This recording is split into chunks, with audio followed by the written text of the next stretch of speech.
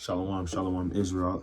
I'd like to give our praise to Yahweh, Bahashem, Yahweh Shah. All right, I'd like to give double honors to the men out there on the highways and byways, pushing this truth and honesty and sincerity, right? The Aquath out there, right, being submissive unto their husbands, right, keeping their households in order, right? And the mighty children out there as well, abiding in their parents' households, keeping the commandments to the best of their ability.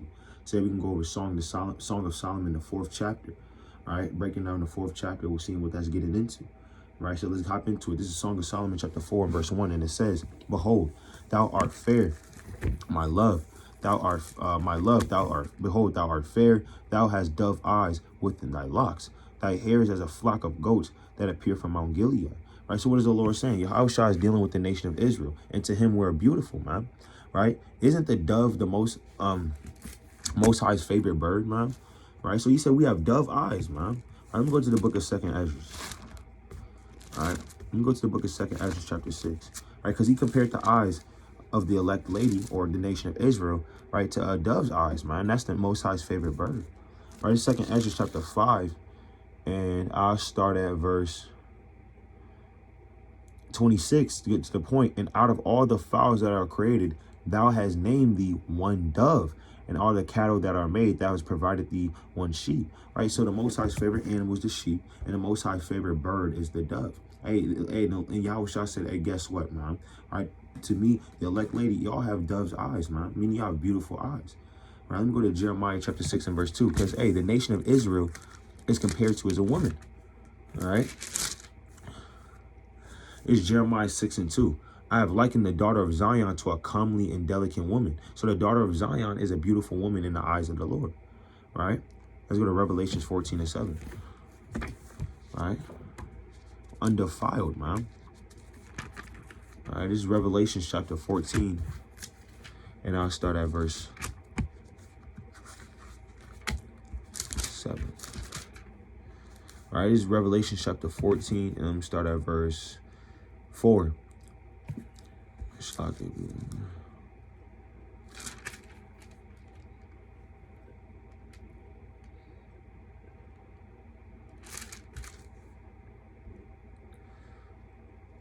Shalakia. We'll get the book of Matthew, chapter 22. Because the Lord's going to get married unto us. Drop that. I'm going to Matthew chapter 22. Right, I'm going to start at verse 8. "And it says, Then saith he to his servants, The wedding is ready, but they which were bidden were not worthy." So what wedding is this for? Right, so when Yahushua comes back and saves the elect, man, right, that's what that wedding is for, man.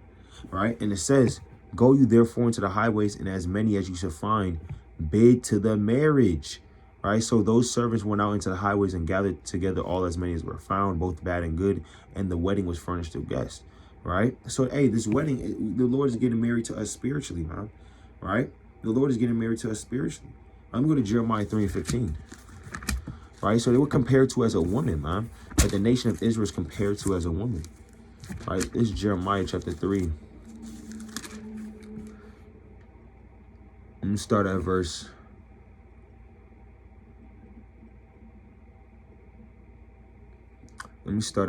14. All right. It's the book of Jeremiah, chapter 3. And I'll start at verse... let me start at verse 8.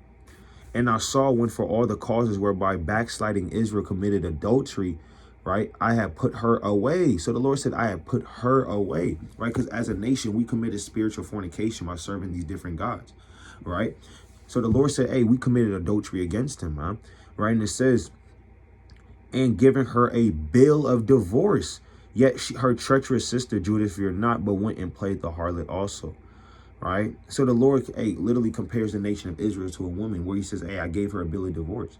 But Yahushua says, you know what? Hey, when I come back, man, hey, guess what? You're going to be espoused unto me again, man. Right? So the nation of Israel is compared to as a woman. Right? So let's go back to Song of Solomon. All right? Song of Solomon, chapter 4 and verse 2. "Thy teeth are like the flock of sheep that are even shorn, right, which came up from washing, whereof every one bare twins, and none is barren among them." Right, so the nation of Israel in Yahushua's eyes is in a flawless estate. Right, the elect is made perfect, man. Right, and let me go back to Revelations 14. Right, that's the precept I wanted for that. right? So in that day, hey, Yahushua is going to look at the spirits of the elect and is going to be made perfect in his eyes, man. Right? In Revelations 14:4, these are they which were not defiled with women, meaning you're not the 144,000, right? The elect, they're not defiled with these other doctrines. They're not tainted with, these other philosophies of the world, the wisdom of this world, right? For they are the virgins. These are they which follow. And guess what? A woman in the scriptures was always measured by her purity, right? She was a virgin, right? Nobody was dealing with whores back in the ancient world. Now it's cool to be a whore, but back in the ancient world, hey man, they weren't dealing with whores, man, right? It was an honor to have to be a virgin, right? As a woman, it shows that you are pure, man. Right? Let's go to Judges chapter 10, man. Right? What happened to one of our forefathers, man? Right? When they found out his mother was a harlot, right?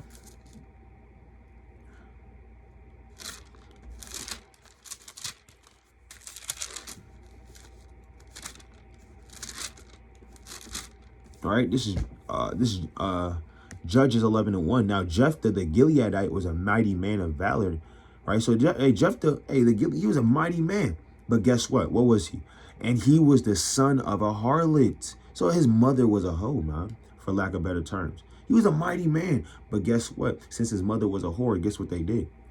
And Gilead begat Jephthah, and Gilead's wife bare him sons, and his wives grew up, and they thrust out Jephthah. So they kind of like, hold on, you're not part of us, right? His brothers and sisters, they kind of got on Jephthah because of his mother, right? And it says, thou shalt not inherit in our father's heart, for thou art the son of a strange woman. Not because she was a different nation, because she was a hoe. She was a harlot, man.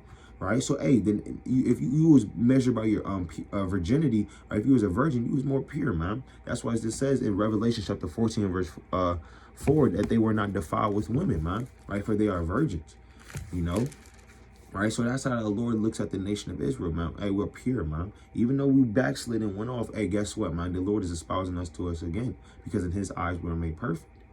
Right. So let's go back to Song of Solomon, right, chapter 4. All right, and it says, Song of Solomon, chapter 4, and verse 4, thy neck is like the tower of David building an armor, whereon they hang 1,000 bucklers, all shields of mighty men. Right? And it says, verse 5, thy two breasts are like two young roes that are twins, which feed among the lilies. Until the day break and the shadows flee away, I will get to me the mountains of myrrh and to the hill of frankincense. Hey, so it says until the day break, man. Right? So what is that daybreak? That daybreak is when it starts getting light outside. Right? It's 5 o'clock in the morning, 6 o'clock in the morning. You kind of see that sun coming up. Because guess what? We're in spiritual darkness right now. Right? We're in spiritual darkness. Everything is dark. It's pitch black right now, man. All right, let me go to the book of Job, chapter 10. All right. Let me go to Job, chapter 10. It's spiritually dark out here, man. Right? There's no light. But we waiting for that daybreak. Right, it's Job 10:21. Before I go, whence shall not return, even to the land of darkness and the shadow of death. Right, the shadow of death is America. Right, we're gonna prove that. Right, it's the land of darkness. In a land of darkness as darkness itself, and of the shadow of death without any order, because this is the place without any order. All right, and where the light is as darkness. Right, so he said this is the land of darkness, and we're in that spiritual darkness right now. We're in that time, man. The daybreak hasn't happened, but guess what? We're waiting for it, man. All right, let me get to Psalms 23. All right, let's go to Psalms chapter 23.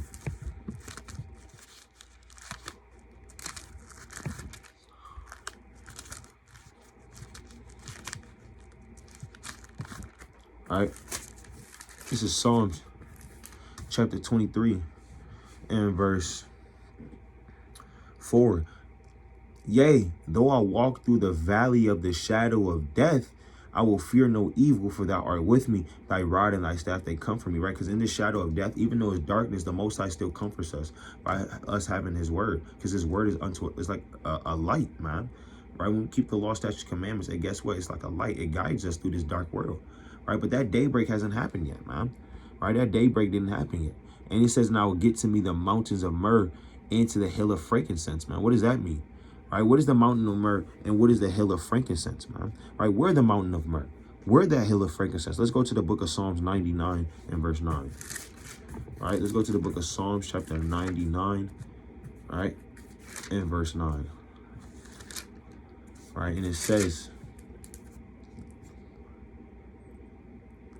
not Psalms 99:9, exalt the Lord our power and worship at his holy hill. For the Lord our God is holy. So, hey, we're that holy hill, man, right?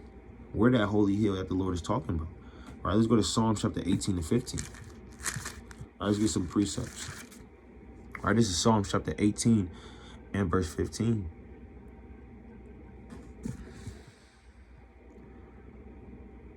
Right, and it says, Psalms chapter 18. Shalak is the precept that I want. Bear with me. Shalak is Psalm 68 and 15. It's the bulk of Psalms chapter 68 and verse 15. Right, and it says, Psalms chapter 68 and verse 15. The hill of God is as the hill of Bashan, and high hill as the hill of Bashan. Why leap ye, you high hills? This is the hill which God desireth to dwell in. Right. So, hey, Mount Zion, right? Jerusalem, Israel. That's the hill the Most High decided to be with, man. That's the hill that He chose, man. Right. And it says the Lord will dwell in it forever, man. Right. So the Lord's always going to be in the midst of Israel. The Lord's always going to pick the nation of Israel, man. Every single time. Right. Just read Isaiah 14 and verse 1, man. Right. So, hey, we're that hill. Right? We're that frankincense of that hill of myrrh, right? That mountain of myrrh, and to the hill of frankincense. That's us, man. We're that kingdom, right? Let's go back to Song of Solomon 4 and verse 7. Thou art fair, my love. There is no spot in thee, right? Meaning, like I said, hey, we're made perfect in the eyes of the Lord, right? Let me go to Ephesians chapter 5, verse 26. Right? We're made perfect in the eyes of the Lord, right? Ephesians chapter 5 and verse 26.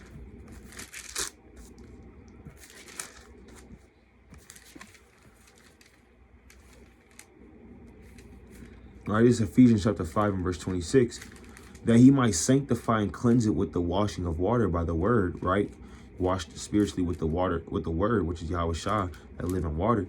Verse 27, here's the point, that he might present it to have himself a glorious church, right? The elect, not having spots or wrinkle or any such thing, but that it should be holy and without blemish, man.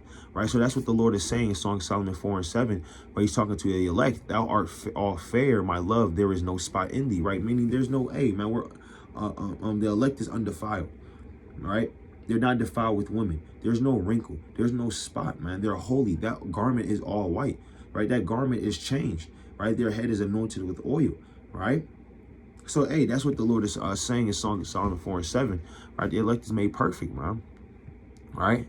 And it says, verse 8, Song of Solomon 4 and 8, come with me from Lebanon, my spouse, with me from Lebanon. Look from the top of Amana, from the top of Shinar and Hermon, from the lion's den and from the mountains of leopards, because that's where we dwell at. That's where the sheep are dwelling at right now. They're dwelling amongst lions. They're dwelling amongst leopards, man. What are those leopards? What are those lions? Right? There's a physical lions. There's a physical leopards, right? The sheep, the elect of Israel are they work at zoos all over the world. All right. No, man, that's not what that's talking about. All right, this is the book of Nahum, chapter 2 and verse 11. All right, Nahum chapter 2, and I'll start at verse 11. It says, where is the dwelling of the lions and the feeding place of the young lions? Where the lion, even the old lion, walked in a lion's whelp, and none made them afraid. The lion did tear in pieces for his whelp. So the lion tears us in pieces. These other nations tear us in pieces, man. All right? These young lions, hey, man, they eat the sheep up, man. Right? And it says, and strangled for his lioness, man, and filled his holes with prey and his dens with ravin, man. And that's us, man.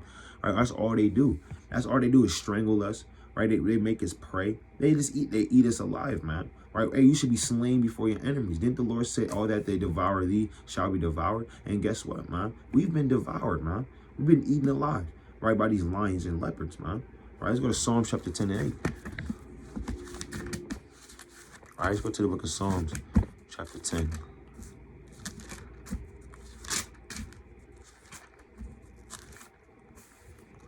All right, this is Psalms chapter 10 and verse 8. He sitteth in the lurking places thereof. Sitting in the lurking places of the villages, in the secret places doeth he murder the innocent. His eyes are privily set against the poor, and we're the poor that his eyes are set against. Right? Kind of make laws against us, bring drugs and cracking, all types of abominations into our community just to continue to destroy us further, even though we already destroyed as a nation for lack of knowledge. Verse 9, he lieth in wait secretly as a lion in his den. And that's what Esau do. Right? You see Esau, and you kind of look both ways. You don't see no police cars anywhere. Right? It's kind of dark outside. So, ooh, okay, I'm just going to make it home. Next, you see some blue and white lights behind you, man. You're like, where they come from? Are you kind of driving down the street? You ain't see no car in sight. You ain't see nothing, man. But next thing you know, they behind you. Because they're like a lion waiting for you, man. Right? They kind of got the all black car, right? All black tints. You don't see anything, right? You don't even see the car, right? But next thing you know, they behind you, right? They're like a lion that sitteth in the working places thereof, right? He lieth in wait to catch the poor. He doeth catch the poor when he draweth him into his net. He croucheth and humbleth himself that the poor may fall by his strong ones. He hath said in his heart, the Most High hath forgotten it. He hath hidden his face, and he will never see. But the point is, hey, man, they're that lion, all right? They are that lion, man. All right, let's see if we can get another precept. All right.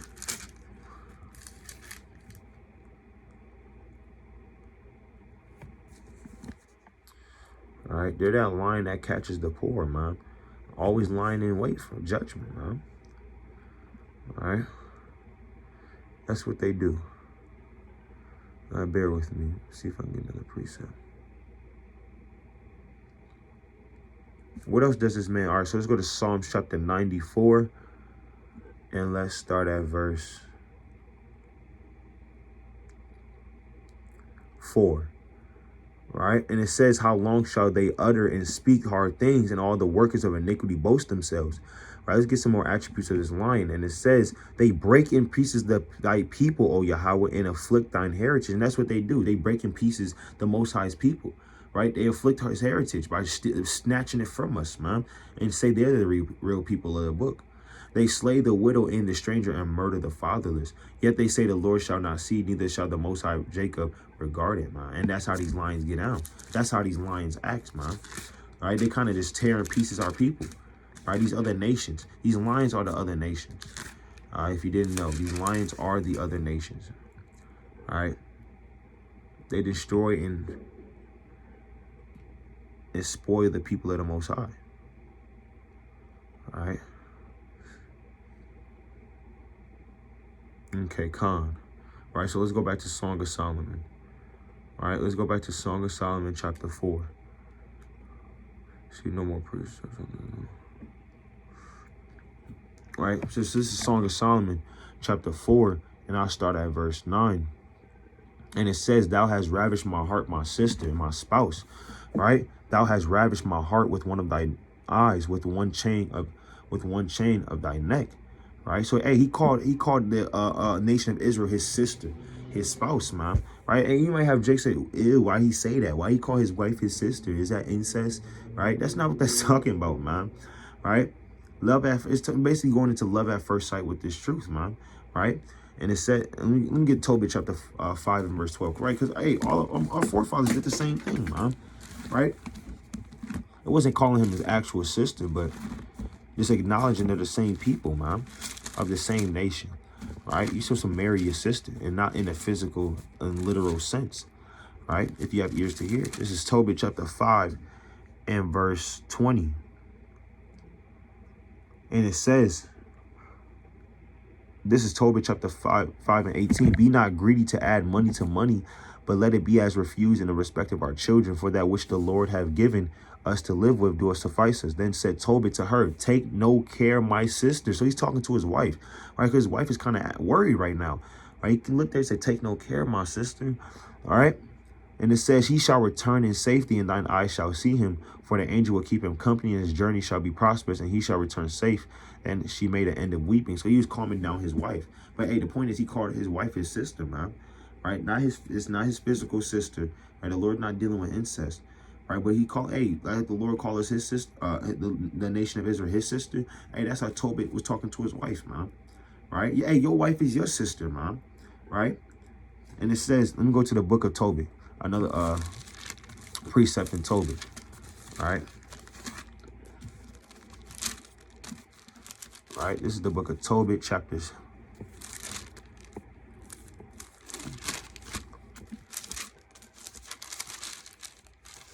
Tobit, chapter 8. And I say, let's start at verse. Tobit, chapter 8 and verse 6. Thou hast made us Eve and gave us him. Thou made us Adam and gave us him Eve for a wife and her helper and stay. Of them came mankind. Thou hast said it's not good that man shall be alone. Let us make unto him an aid like unto himself, right? So it's a prayer that you can say with your rib, right? And it says, and now, O Yahweh, I take not this my sister for lust, right? But uprightly, therefore, mercifully ordained that we may become aged together, right? So he was about to marry this woman, and he said a prayer before the Most High, and he said, hey, my sister, man, right? So it's not weird that the Lord calls us his sister, man, right? When he's referring to the nation of Israel, right? Hey, wisdom is your sister, man. Wisdom's compared to as a woman. Hey, wisdom is your sister and wisdom is your wife, man. Let me go to Proverbs chapter. I'm going to go to the book of Proverbs. All right, chapter 7. This is Proverbs chapter 7 and verse 4. Say unto wisdom, thou art my sister, and call understanding thy kinswoman, man. Right, so wisdom's your sister also, man. I guess when we read Sirach, the 4th chapter, right, going to Sirach, the 8th chapter, hey, even wisdom Solomon, right? Hey, guess what? Wisdom is also your wife, man. Right? So let's go back to Song of Solomon. All right, Song of Solomon. It's the book of Song of Solomon, chapter 4, go verse 10. And it says, how fair is thy love, my sister, my spouse? How much better is thy love than wine, and the smell of thy ointments than all spices? Thy lips, O my spouse, drop as the honeycomb. Honey and milk are under thy tongue, right? And the smell of thy garment is like the smell of Lebanon, man. Right? So milk is the foundation of knowledge, man. And honey is the more advanced knowledge, right? Milk is the right, that foundation that you need, right? Let's go to 1 Peter chapter 2 and verse 2. Because you need that milk and honey, man. Right? You need that milk and honey. And guess what, man? Your wife, the Lord sees that in the elect. Right? It's 1 Peter chapter 2 and verse 2. As newborn babes desire the sincere milk of the word, that you may grow thereby, man. Right? So that milk is for foundational knowledge, man. You know, it's to grow. Right? If you possess that, man, hey, guess what, man? The Lord is looking at you as beautiful, man. All right? Because the Lord's, hey, didn't the Lord say, give not thyself over to a light woman? Right? Let me go to Sirach chapter 4. Sirach chapter 4.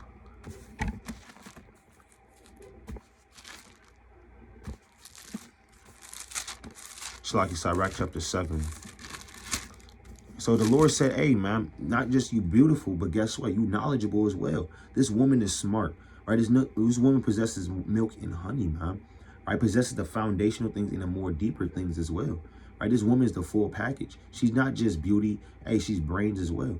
Right? This is Sirach chapter 7. All right? This is Sirach chapter 7, verse 26. Hast thou a wife after thy mind? Forsake her not, but give not thyself over to a light woman. So the Lord's not going to give himself over to the 2/3. The Lord's not going to give himself over that doesn't want to hear his commandments, because guess what? They're light people. They're not going to understand. They reject knowledge, man. But the elect doesn't reject knowledge. You know why? Because honey and milk is under their tongue. All right? Let me see. Let me go to the book of Revelation chapter 10 for that honey. All right? This is Revelation chapter 10.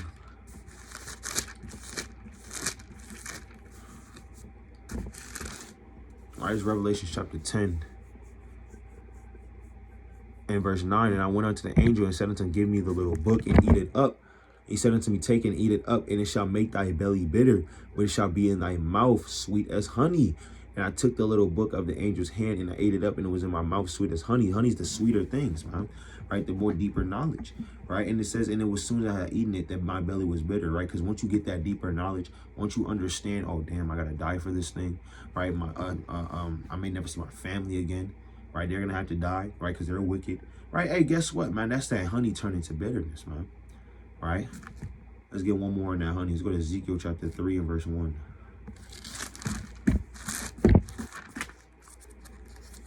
All right, this is Ezekiel chapter 3 and verse 1. Moreover, he said unto me, Son of man, eat thou that thou findest, eat this roll, and go speak unto the house of Israel. All right, so I opened my mouth, and he caused me to eat that roll.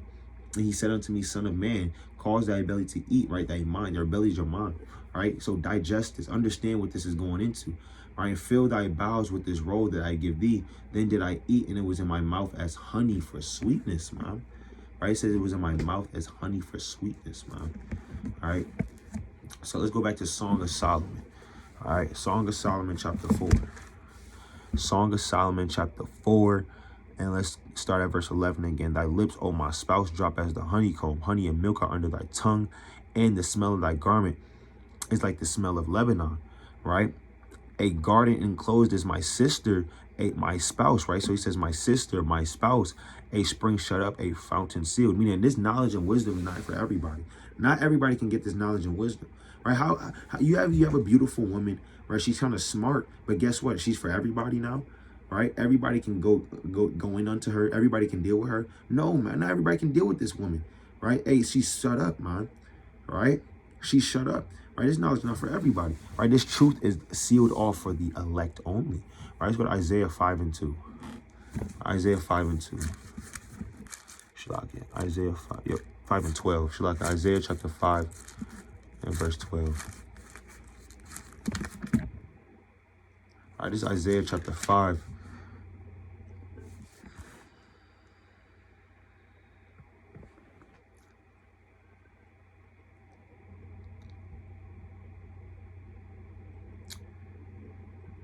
Shalakia 5 and 2. Yep.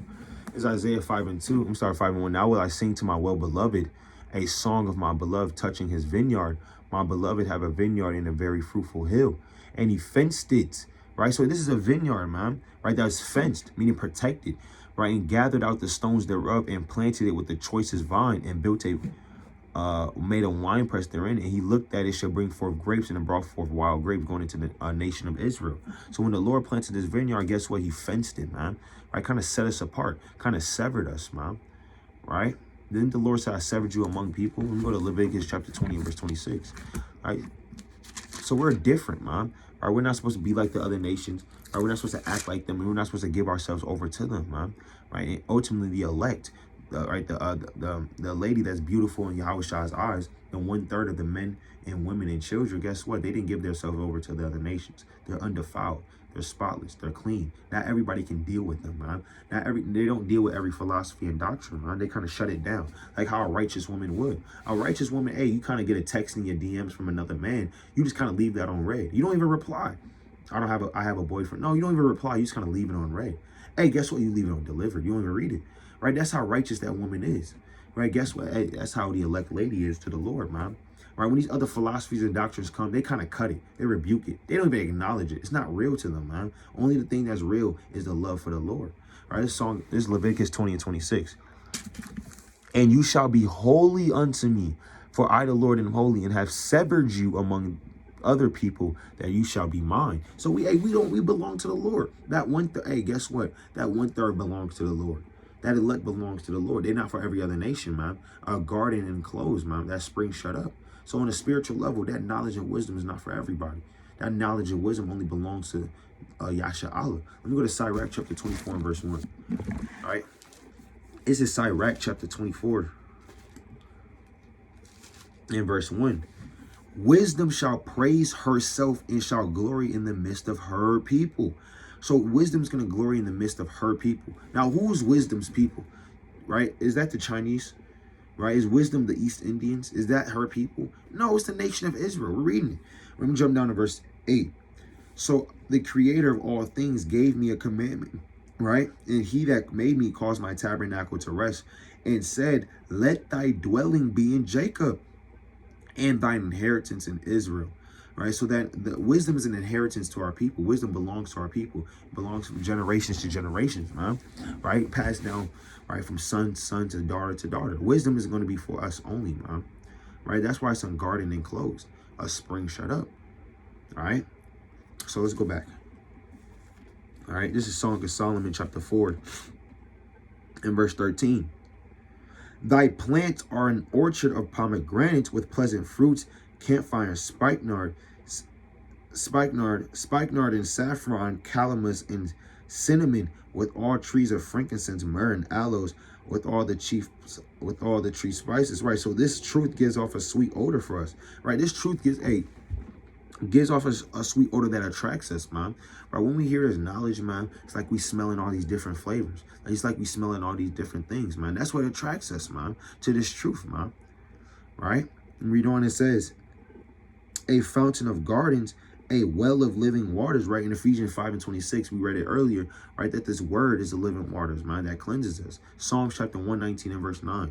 Right. We have various different precepts going into how this word is a water. It cleanses us, man. John, the 1st chapter. Right. And it says, a fountain of gardens, a well of living waters, a stream from Lebanon.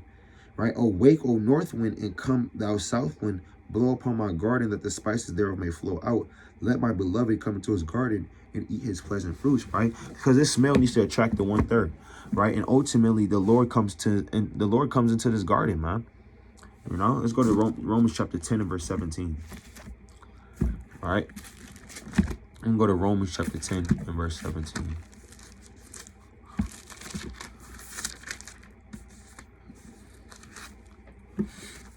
This is Romans chapter 10 and verse 17. So then faith cometh by hearing, and hearing by the word of the Most High.